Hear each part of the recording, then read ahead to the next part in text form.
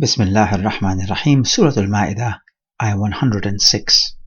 قال الله تعالى: يا أيها الذين آمنوا شهادة بينكم إذا حضر أحدكم الموت حين الوصية اثنان ذوى عدل منكم أو آخران من غيركم إن أنتم ضربتم في الأرض فأصابتكم مصيبة الموت تحبسونهما من بعد الصلاة فيقسمان بالله إن ارتبتم لا نشتري به ثمنا قليلا ولو كان ذا قربى ولا نكتم شهادة الله إنا إذن لمن الآثمين. So the context of this ayah is that a person is about to die on a journey and he wants to leave a bequest. So we need two people to witness what he has left. A bequest is an order to do something after your death. It could be a financial matter or other than that. He says, Shahadatu baynikum, testimony amongst you. Meaning to say that some people need to give a testimony regarding this wasiyah, this bequest, which the dying person has left.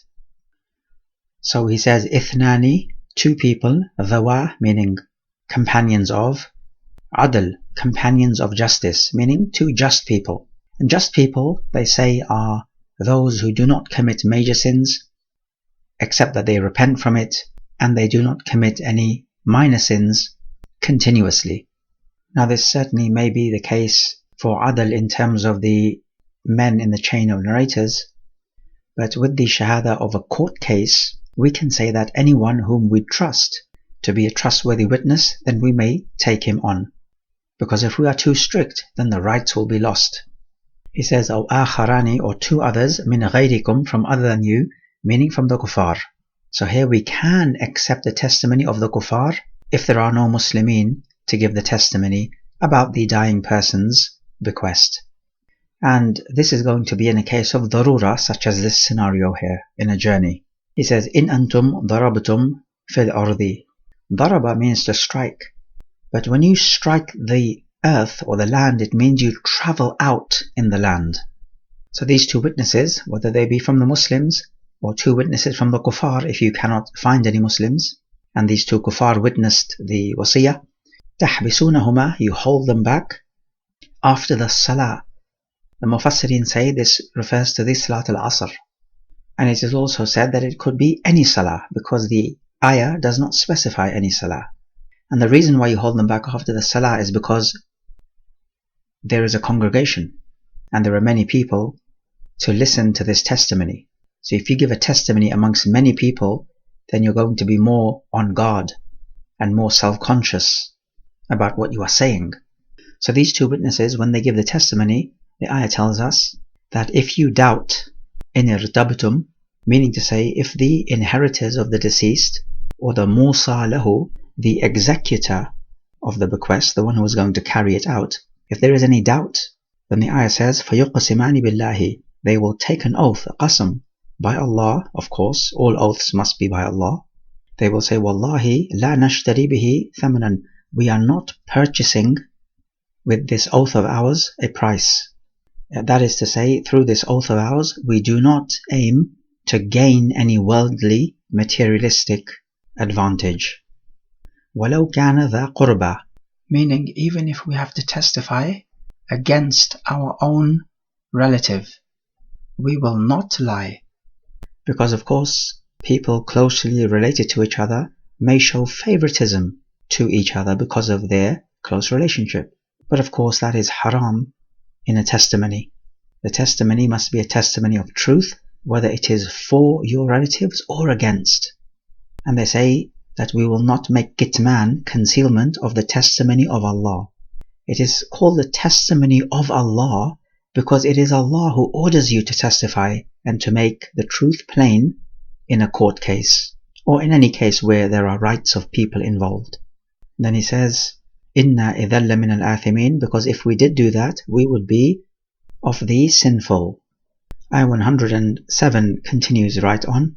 فَإِنْ عُثِرَ عَلَى أَنَّهُمَا اسْتَحَقَّا إِثْمًا فَآخَرَانِ يَقُومَانِ مَقَامَهُمَا مِنْ الَّذِينَ اسْتَحَقَّ عَلَيْهِمْ الْأَوْلَيَانِ فَيُقْسِمَانِ بِاللَّهِ لَشَهَادَتُنَا أَحَقُّ مِنْ شَهَادَتِهِمَا وَمَا اعْتَدَيْنَا إِنَّا إِذًا لَمِنْ الظَّالِمِينَ. He says فَإِنْ عُثِرَ عَلَى.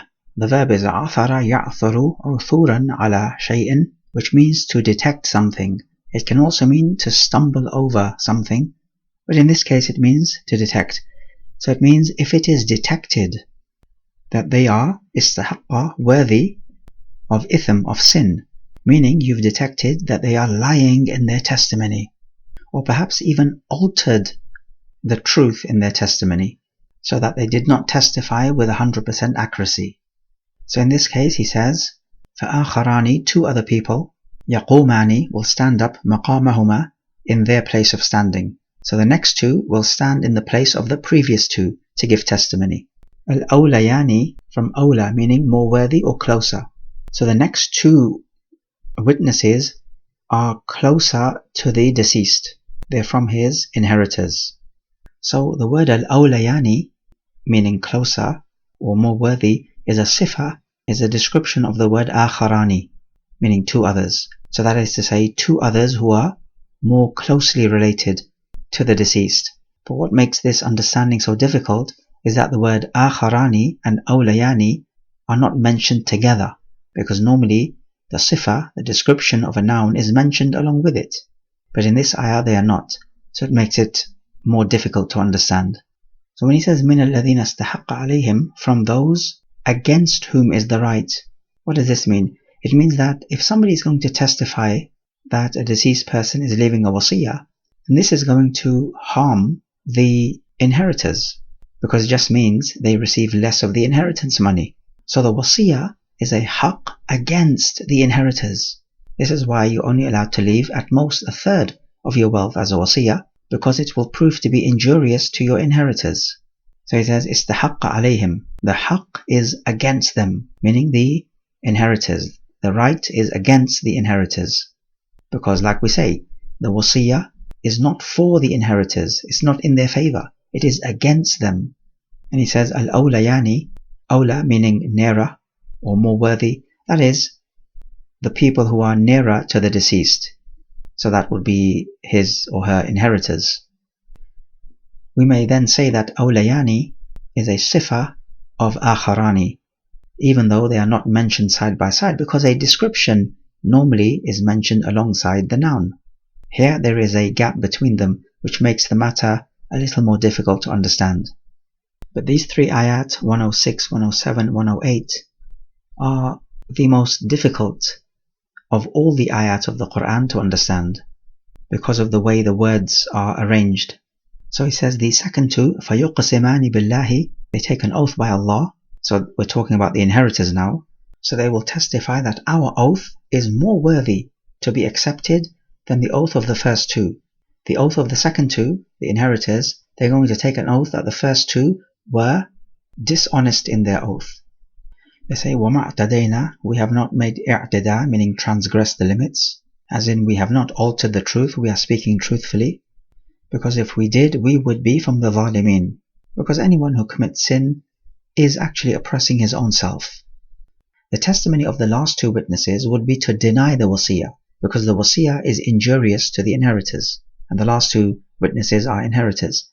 And the shahada of the first two witnesses is to affirm the wasiyah. If the last two witnesses are lying or distorting the truth, then they are oppressing two people. Firstly, they're oppressing the first two witnesses by saying that they are untrustworthy. And secondly, they are depriving the rights of the recipient of the wasiyah. And of course, this is the case if the last two witnesses are lying or distorting the truth. Ayah 108 follows on.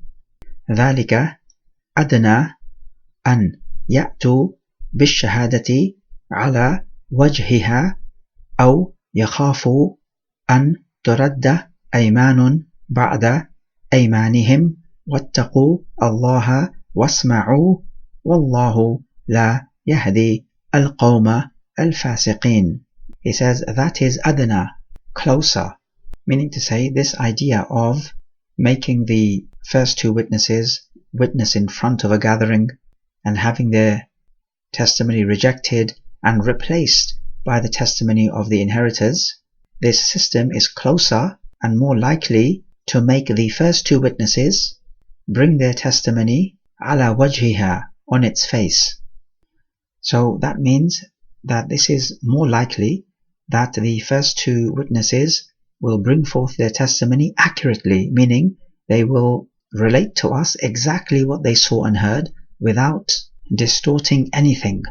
Notice ya'tu is for plural. He did not say ya'tiya, because it includes not just these two witnesses but literally every witness in the same scenario up till Yawm al-Qiyamah.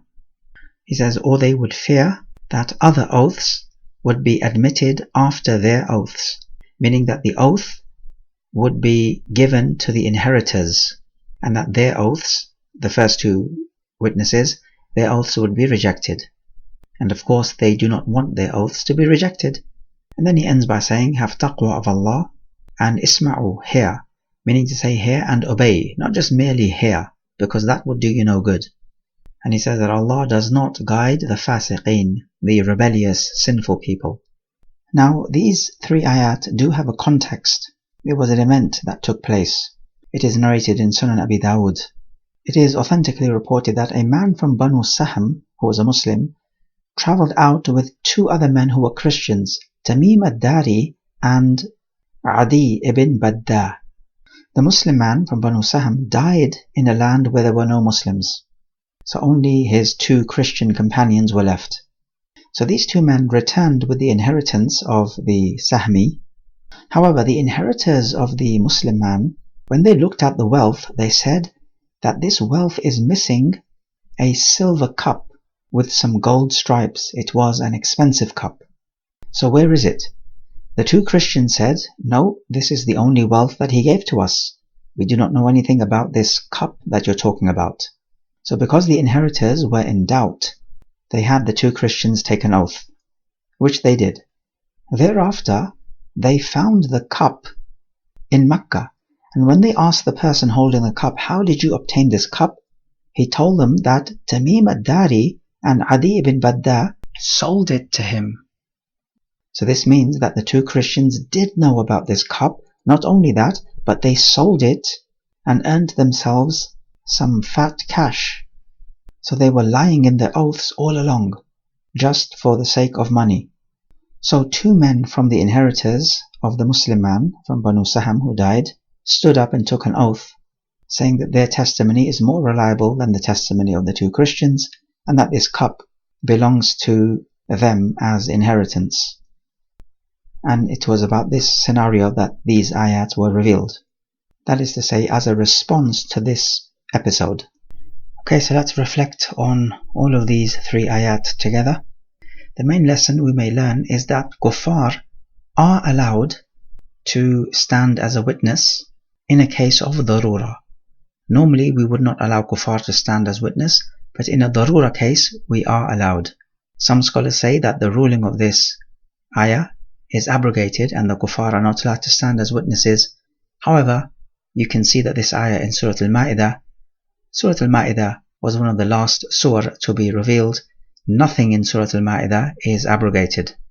Also, is this just a case of a journey, as in this ayah, or other than a journey? The answer is other than a journey is also permissible because it is all darura. And this can happen. If a Muslim is in a hospital and is about to die, and he makes the doctors, who are kuffar, witness to his wasiyah, then we may accept the words of the doctors, even if they are kuffar. Because this is a case of darura, where there are no other Muslimin present, and you cannot bring in other Muslimin immediately. As for if you can bring in Muslimin, then this is what must be done. Also, these witnesses, must they be either Jews or Christians, as was the case in the context which we gave about the man from Banu Sahm, The answer is no, because the ayah says min ghayrikum, from other than you. So that includes Jews, Christians, but other than them as well. Because we need to look at the generality of the words, not the specificity of the context or the story behind the ayah, or if you like, the reason why the ayah was revealed. Also, must it just be two men who are witnessing this matter of wasiyah? The answer is no. In financial matters, you can have two men, or that you can have two women and one man, as we discussed in ayah 282 of Surah Al-Baqarah. And this is when you're calling upon witnesses to witness the transaction or the bequest being given and so on. As for the ada, meaning testifying in court, then even one witness with an oath from the claimant will work.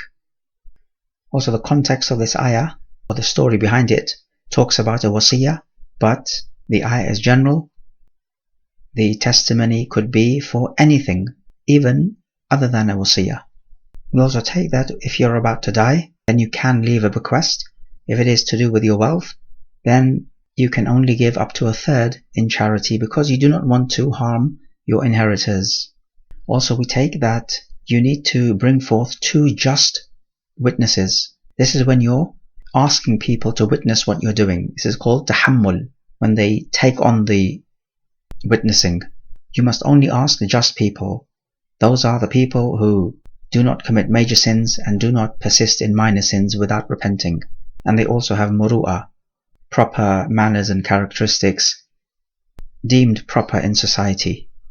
So with the tahammul, we need to be strict. However, as for the ada, meaning actually testifying in a court or before a judge, then we can be a bit more relaxed about it. We do not have to be as strict, because if we were to be strict, many rights would be lost because we may not find just people to testify. And so here, even people who are sinners may testify as long as they are trustworthy. A person may shave off his beard and thereby imitate women, which is of course a major sin. However, such a person, we know him to be trustworthy when he speaks. Are we now going to reject his testimony just because he does not have a beard? This seems overly strict, and many rights would be lost if we go down that path. We may also take from this that not every Muslim is adl, is just, with regards to testimony.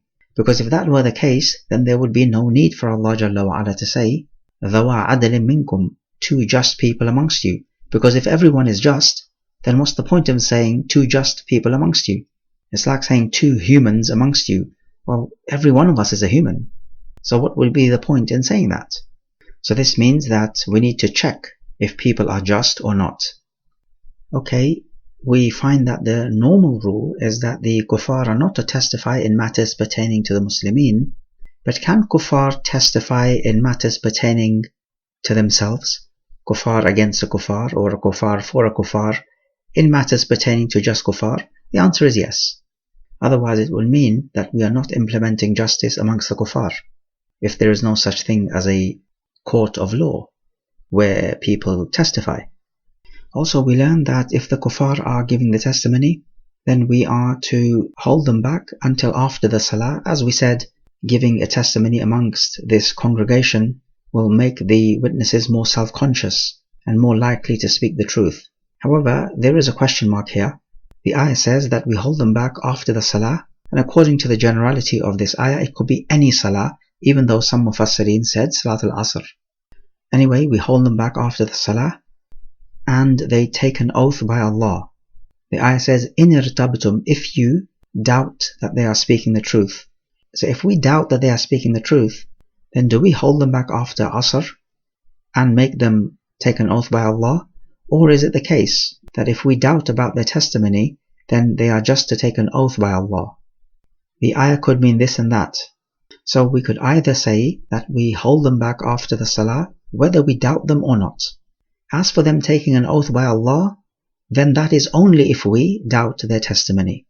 So this is one way to proceed. The second way to proceed would be to say that we only hold them back after the salah, and we only make them take an oath by Allah if we doubt their testimony.